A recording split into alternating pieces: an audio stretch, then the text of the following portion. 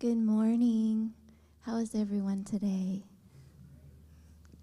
Good. Also, good morning to those online. I'm Kristen, and I'm honored to be of service this morning. We hope our service this morning finds you happy and healthy.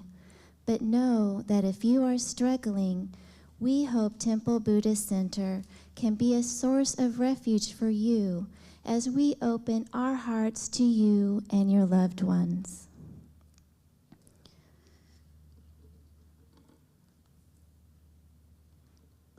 Let's begin this morning with a few conscious breaths. Taking a few moments to ground, to experience the body, and to breathe together. Conscious breathing is where you seal your mouth, breathe deeply through the nose, and pause a moment before releasing slowly so that the exhale is longer than the inhale. Let's begin. Breathing in, pausing just a moment, feeling the fullness of the lungs, releasing slowly, and as you release, checking in with the body, just being aware of what is present and alive in the body right now.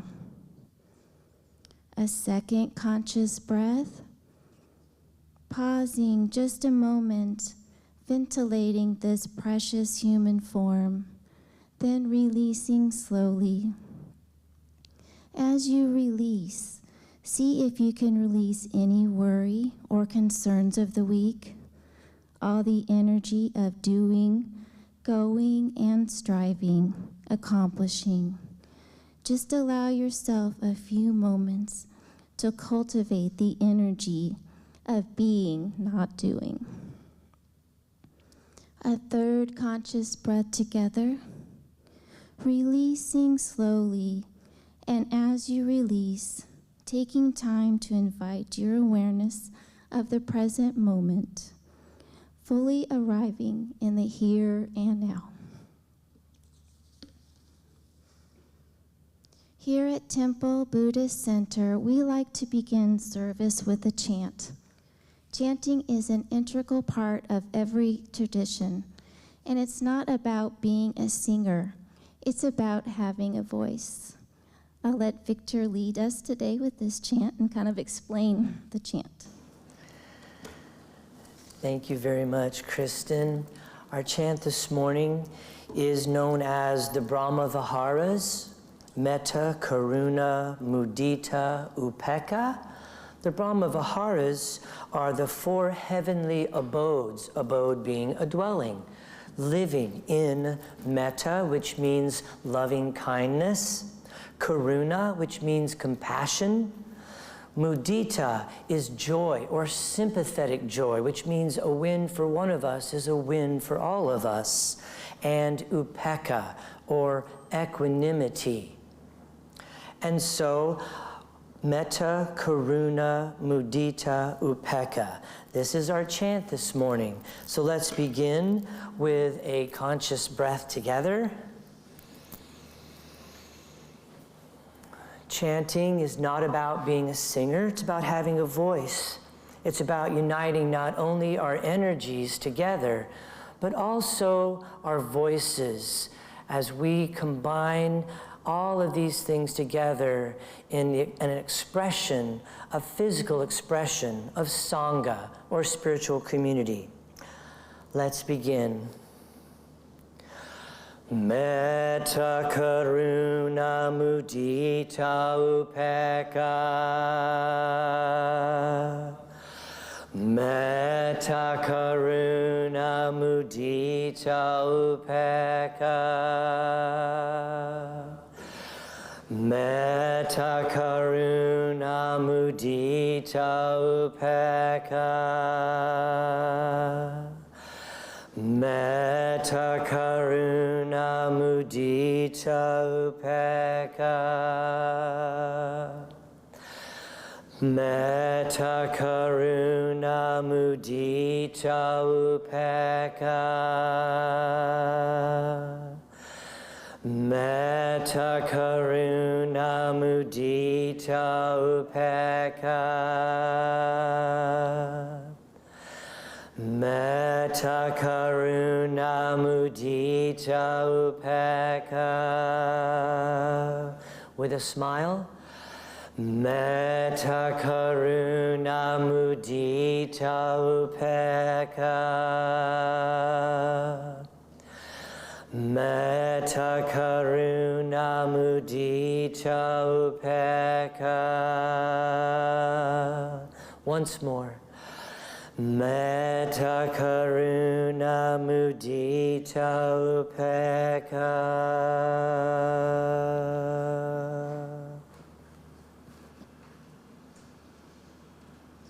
I also wanted to let you know in the back there are some cough drops or tissues if you would need them. Also a hearing device. There's still a cushion up front if anyone would like to move up front at any time. Here at TBC, we practice Western Buddhism, a blend of Eastern philosophy and Western psychology. This new and exciting form of spirituality is dynamic, inclusive, active, and focuses on core Buddhist insights, mindfulness, meditation, and their practical application in our daily life. Our goal here isn't to get everyone to agree on one lineage or philosophy. Rather, it's on cultivating shared experience of mindfulness, oneness, and love.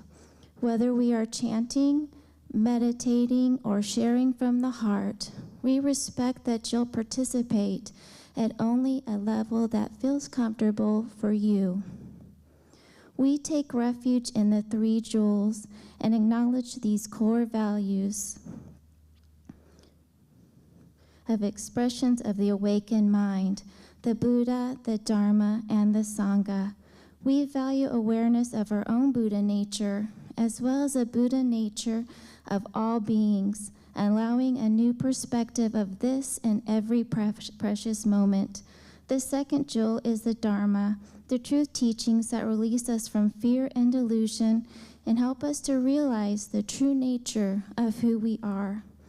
And the Sangha, all of us, the spiritual community, the essential part of growth, where we practice the teachings together and support each other on every step of the path. Please take a moment to silence any electronics as we prepare for a meditative environment. Let's prepare for the prayer of refuge. We'll recite this together 3 times.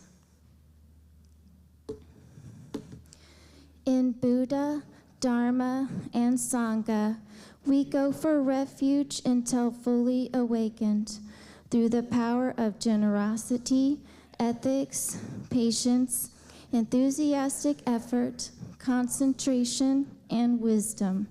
For the sake of all beings, may we realize and demonstrate our innate goodness. In Buddha, Dharma, and Sangha, we go for refuge until fully awakened through the power of generosity, ethics, patience, enthusiastic effort, concentration, and wisdom. For the sake of all beings, may we realize and demonstrate our innate goodness. In Buddha, Dharma, and Sangha, we go for refuge until fully awakened through the power of generosity, ethics, patience, enthusiastic effort, concentration, and wisdom. For the sake of all beings, may we realize and demonstrate our innate goodness.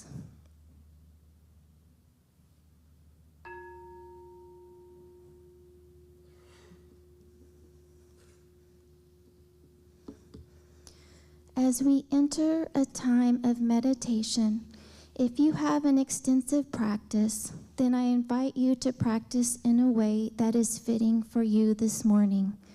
If you are new to meditation, then we will begin with an opening dedication We will sound the bell 3 times. There will be a brief guided meditation, and then we will spend approximately 12 to 15 minutes in noble silence. Let's begin by breathing together.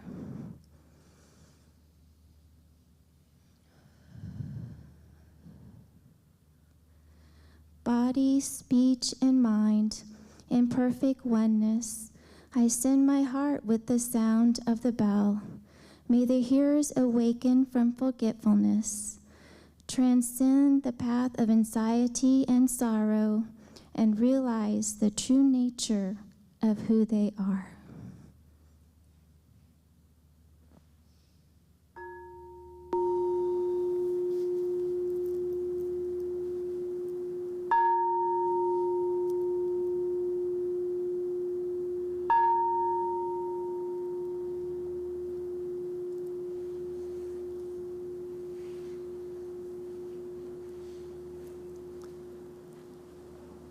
And as the sound of the bell recedes, moving into stillness, showing us the way. Whatever you need to do to partner with the body, to relax even a little more, to find a little bit more ease and gentleness.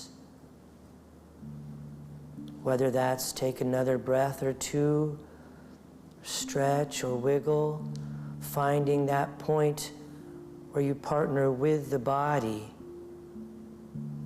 to find spaciousness and ease.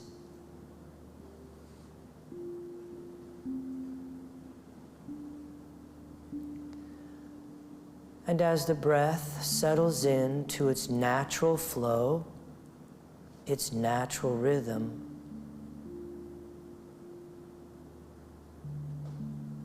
we bring our awareness to the rise and fall of the tummy. With each inhale and with each exhale, we move more deeply into stillness.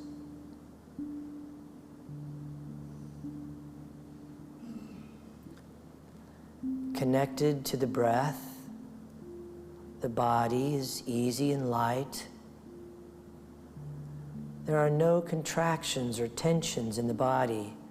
The forehead is released, eyebrows unfurrowed, the shoulders are dropped and relaxed, and the belly is soft and released.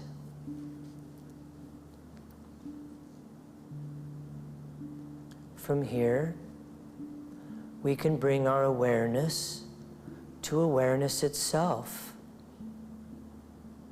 noticing when the mind becomes distracted by a sound, either in the room or in the hallway,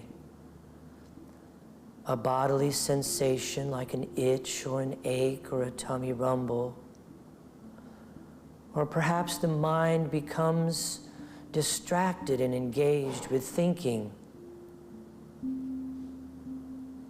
All of these things simply come and go, rise and fall. Ours is to put space around all of that, allowing them to come and go freely. Simply noticing, releasing, and returning to the breath. This is our practice. 100,000 times is not too many times to come back to the breath, to come back to this present moment.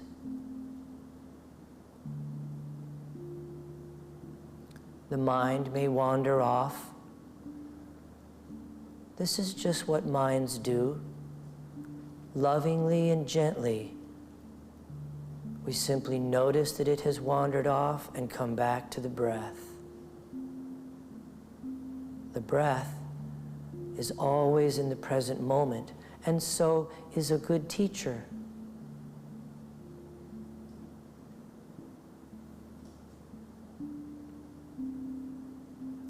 connected to the breath. The body is spacious, gentle, and light. The mind is clear, yet receptive to whatever arises, and the heart is open. From here we can move more deeply into our meditation.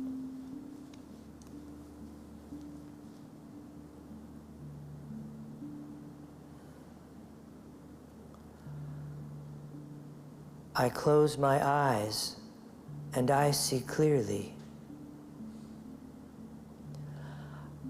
I stop trying to listen and I hear truth. I am silent, yet my heart sings. I seek no contact and find union. I am still and move forward. I am gentle and need no strength. I am humble and remain whole, returning again and again to the breath, returning again and again home.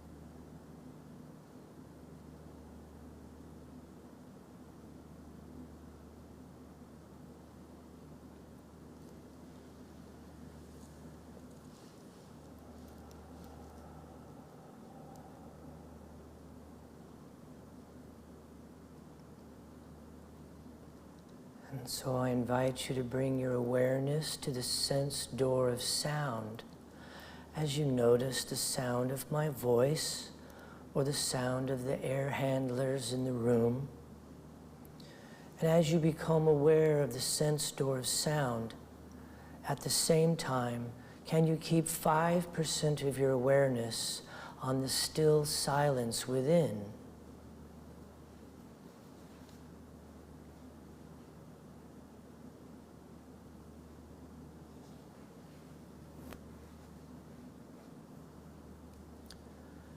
Next, I invite you to bring your awareness to the sense door of touch, noticing the feeling of your clothing upon your skin, or the chair or the cushion beneath you.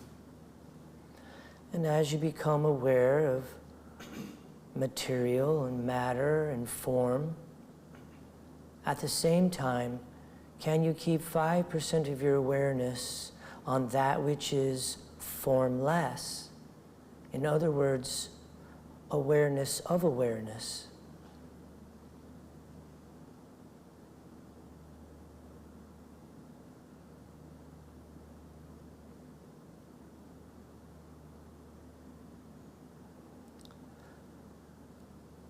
Next, I invite you to bring your awareness to the sense door of sight as you slowly begin to open your eyes, just allowing in a little bit of light, not really focusing on anything, just letting the objects come to you. And as you become aware of objects, things, stuff, walls, chairs, at the same time, can you keep 5% of your awareness on the space around them? The space in this room.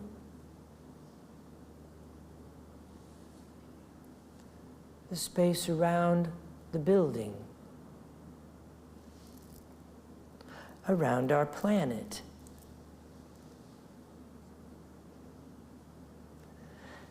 Next, I invite you to bring your awareness now to the breath as we take a conscious breath together.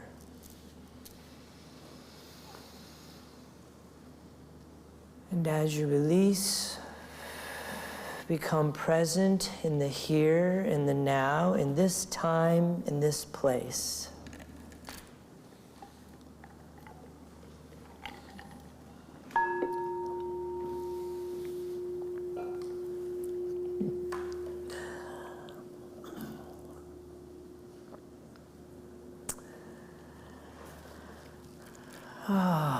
Good morning, everyone.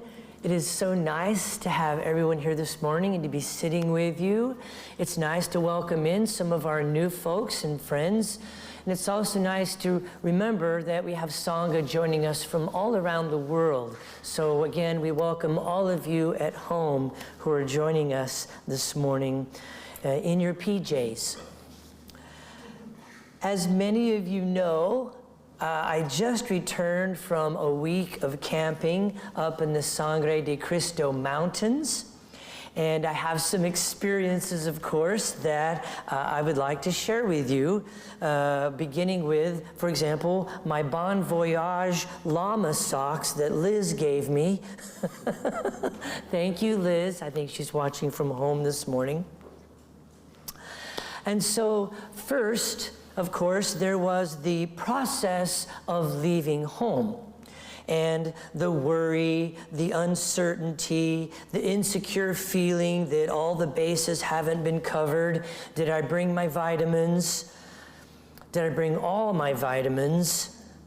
Did I set a reminder to take my vitamins? And on and on and on and on. All these things that, you know, planning a trip, a big week-long trip that comes with it.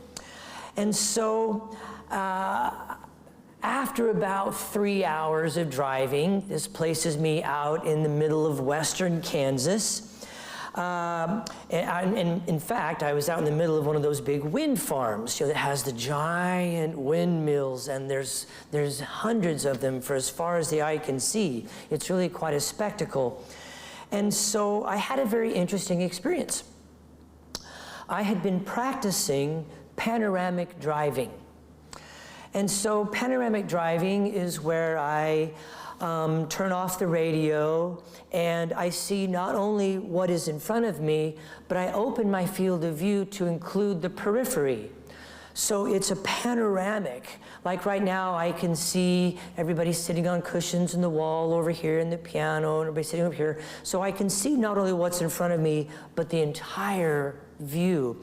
And as I was practicing panoramic driving, for a few moments, I could actually sense the movement of everything. The windmills and their slow, methodic, steady, continuous rotation. There was the wind itself, especially as it was blowing some of the corn or the wheat. The car was moving. Everything was in motion. The birds, the cows, even the road was radiating little heat waves up in front of me. Simply, there was nothing that was not in motion. There was nothing that was not moving, including myself.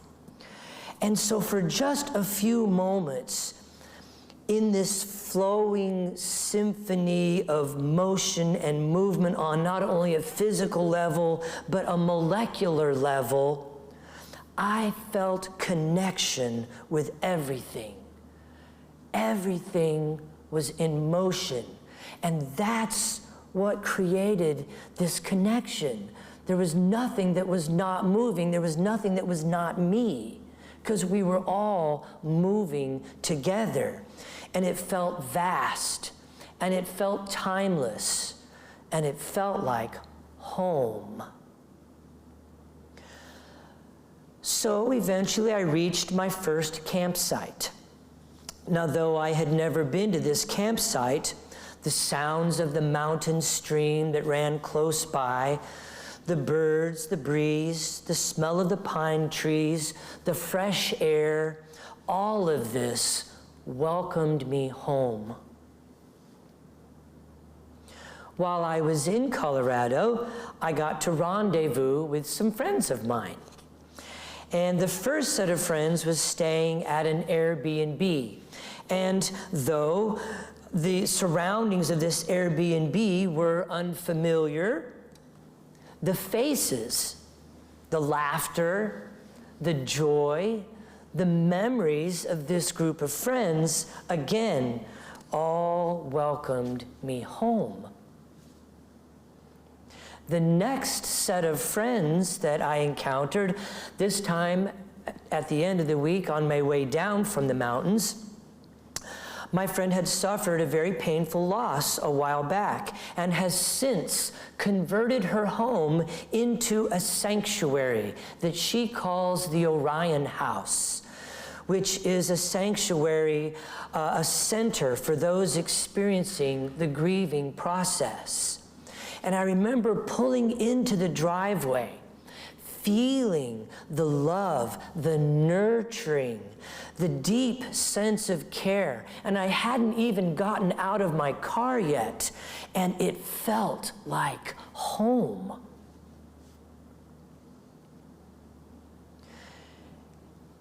And so, finally, pulling into my driveway, Friday afternoon, it was the strangest feeling, because it was like I had actually never left home, and I was never separated, because home is not a place. Chogyam Trungpa, the great spiritual teacher and leader, said that discovering elegance is the way of the spiritual warrior. If you can capture the perception of awake mind in physical space, then physical places and spaces can hold and carry transmission and ignite awakening. I believe He was referring to our ability, each and every one of us, to imbue the moment with spiritual presence and illuminate our path. So often we're looking for the light, never realizing we are the light. When mind is clear and the heart is open, sacredness has no gaps. The transcendent energy of what the Shambhala tradition would call Drala, or the spiritual world, the transcendent energy of the Drala world becomes available to our senses each and every moment. We can practice this every day. Is meditation only on the cushion?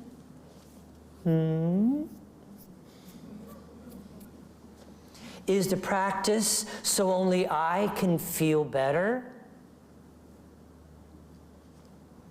Anyone can build a house of wood or bricks, but the Buddha taught that that sort of home is not our real home. It is only nominally ours. It's a home in the world, and it follows the ways of the world. Our real home is the peace of well-being. An external material home may well be pretty and have a lot of cool stuff, but it may not be very peaceful. The Buddha said, the heavier the backpack, the harder the climb. So an exterior material home may have a lot of cool things, but it also can come with this worry and that worry. It may have this anxiety and that anxiety. And so we say, this is not our real home. It is external to us. And sooner or later, we will have to give it up. It's not a place we can live in permanently because it doesn't truly belong to us. It is part of the world. Our body is the same way. We take it to be self, to be me, to be mine. But in fact, it is not really so at all. It is another worldly home. Your body has followed its natural course from birth until now, and it grows old and sick, and you can't forbid it from doing that. That's the way it simply is. It is a temporary shelter. When we are trapped in egoic mind states, home has a long list of criteria. It must have trees and a fence, hot water, pretty decorations, a perfect sleeper mattress, a man cave or a she shack, a 2-car garage. The list is endless. And it's always changing according to our constant preferences. And then watch what happens. A tree falls, hot water heater leaks, the mattress gets a dent in it, the garage fills up with books about Buddhism. You see, home can be fleeting. Those who have few possessions suffer, and so do those who have many. Children, adults, seniors, everyone suffers. The suffering of being old, the suffering of being young, the suffering of being wealthy, the suffering of being poor. It's all nothing but suffering.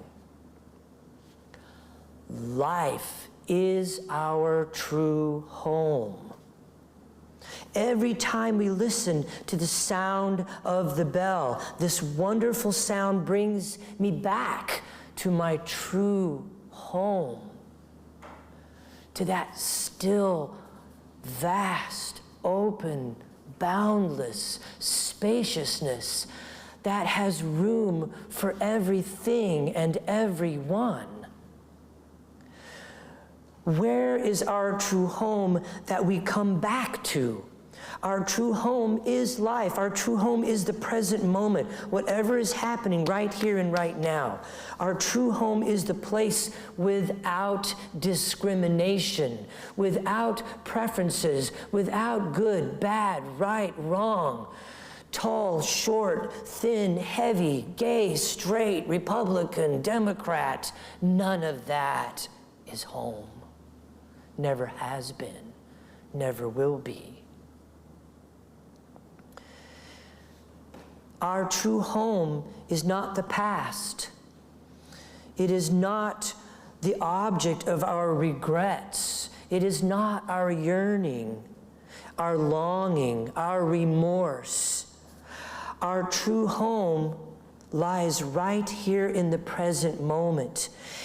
If we can practice according to the teaching of the Buddha and return to that untainted reality of this moment, being present with life exactly as it is, instead of always wanting it to be different than the way it is. It's always too hot, too cold, too light, too dark, too small, too big, too. Notice that, watch that. When you can see the nature of mind, then that brings us closer to home, because we know that we are not that. We are what is aware of that. And that awareness has no preferences. That awareness can't be angry, upset.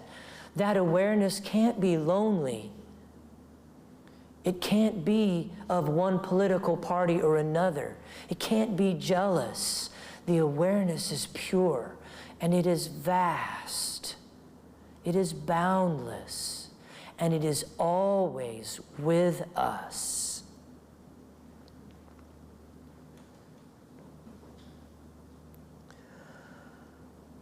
The reality of this moment with bare attention. Somebody said, "You're going camping in the mountains, Victor. Watch out for bears." Well, the only bear I met, fortunately, was bare attention.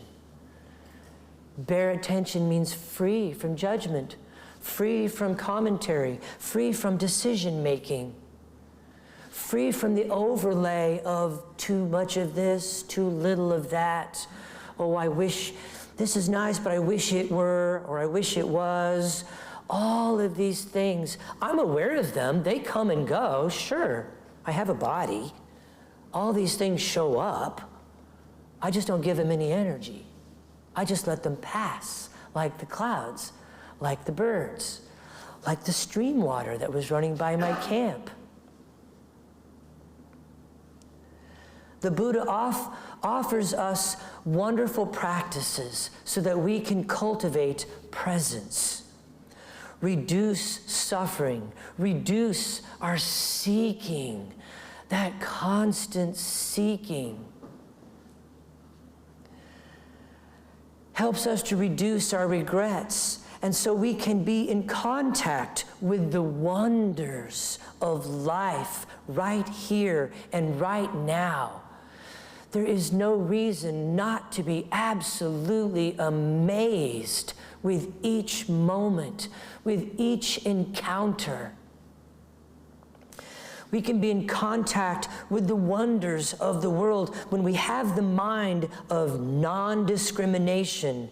We can open our arms to embrace all people in all places, where even Western Kansas can become the object of our love. When we can do this, We can have a true home that no one can take away from us.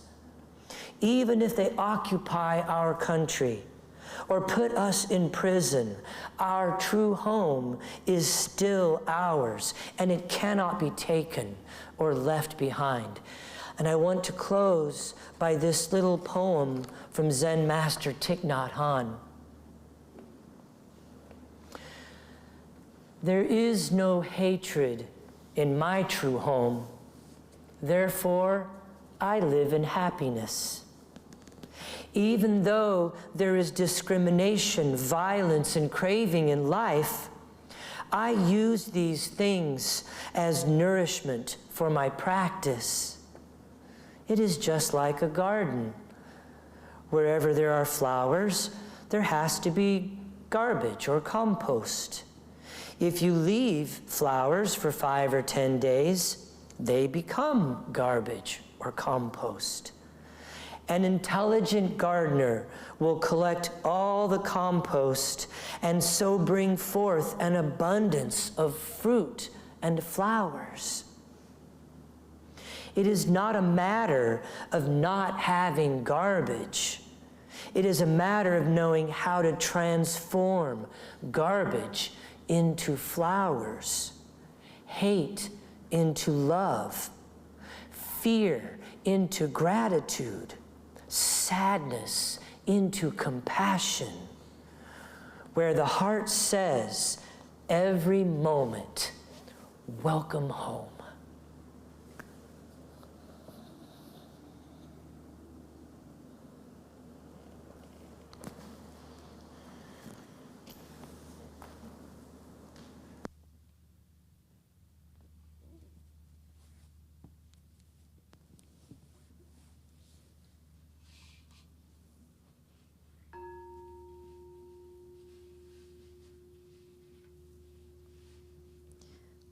Let's take a moment to embody the teachings before we move into our loving kindness meditation.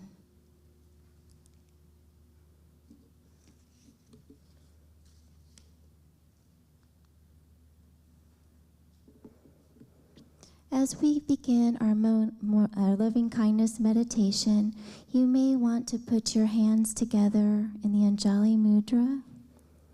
You may want to put your hand in a fist and cover it. Kind of picture this as your heart. Or just simply put a hand on your heart. Now, imagine yourself, this precious human form, and how you imagine yourself to be.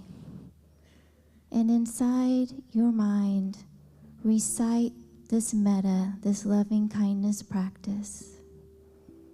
May I be filled with loving kindness.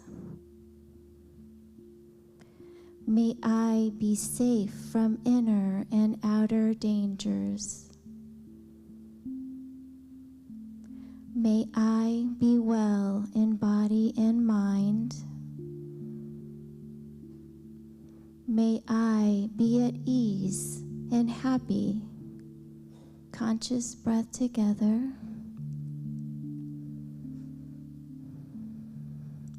Now bring to mind someone who is a friend of yours, someone who brings a smile on your face, someone who, when you're around, you're at ease.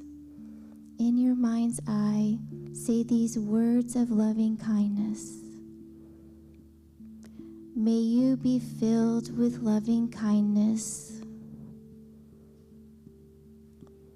May you be safe from inner and outer dangers.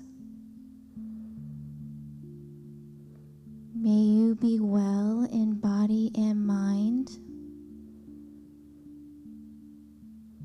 May you be at ease and happy. Another conscious breath together.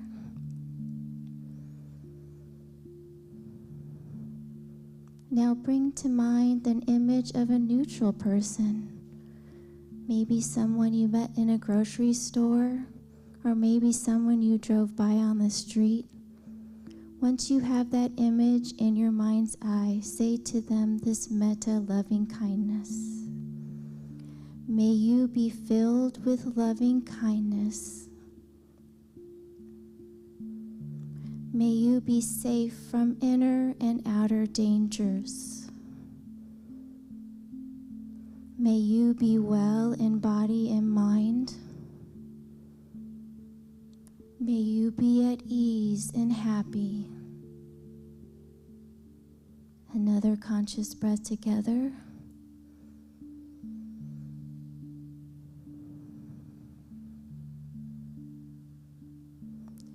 Now bring to mind a difficult person. This could be a colleague, a boss, maybe even a family member that you're not getting along with right now. Once you have this image in your mind's eye, say these loving kindness metta. May you be filled with loving kindness. May you be safe from inner and outer dangers. May you be well in body and mind.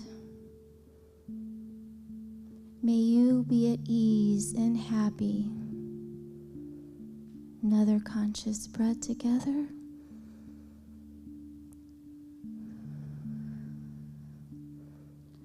Next, let's extend this loving kindness to the whole world. Picture the whole world in your mind's eye. All the animals, sentient beings of the land, the air and the sea, including yourself in this image. Let's give metta to us all.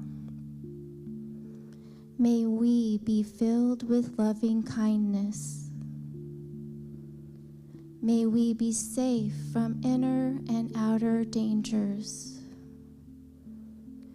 May we be well in body and mind. May we be at ease and happy. One more conscious breath together. Sending our heart's love.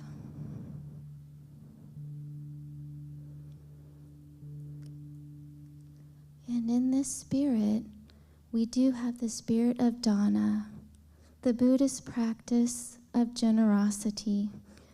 Temple services are given freely.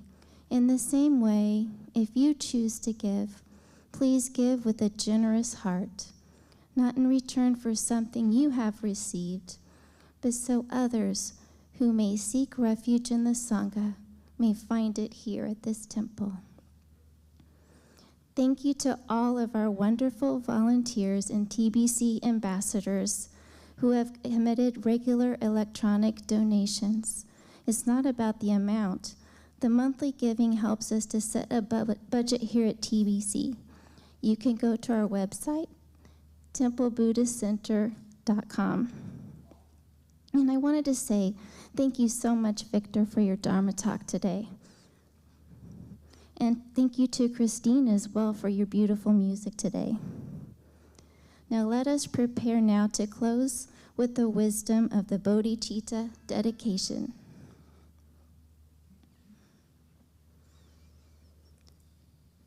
May the pure, brilliant sun of Bodhicitta dawn in each and every heart and mind, dispelling the darkness of suffering and confusion unstoppably until all of us are illumined and awakened.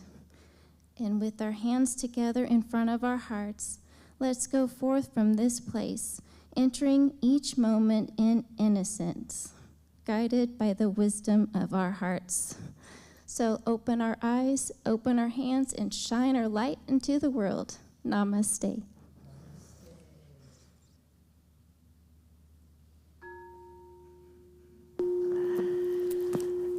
Thank you so much, Kristen. And thank you all for being here today. If you have just a moment, actually, we ended a few moments early, so that's always helpful. Actually, I think that's a first for when I'm speaking. Couple of announcements. Our Temple Buddhist Center day-long retreat, quarterly day-long retreat, is coming up very, very soon. It is Saturday, August 20th from 9 a.m. to 4:30 p.m. It is a silent meditation retreat. It will be sitting meditation, walking meditation. There will be a silent lunchtime meal. We do encourage people to bring a sack lunch, but there are also many restaurants around us, and there will be a Dharma talk. I'm going to be co-facilitating this retreat with Jenny Hahn. Many of you know Jenny, a longtime artist in Kansas City. Her artwork has been featured on many, many albums, books, oracle cards, things like that, and she is a longtime Dharma practitioner, is one of Robert Brummett's students, and is currently working on completing her meditation and mindfulness teacher programming. And so she's going to be leading this retreat. And so next, our Basics of Buddhism class is coming up, and you can register online. Kyle always does such a great job with that. That starts September 1st and is, I believe, Thursday evenings from September 1st to October 27th from 6 to 7:30. It's always a great class. Also, don't forget our very own Carrie, who works at Crumble. Hi, Carrie.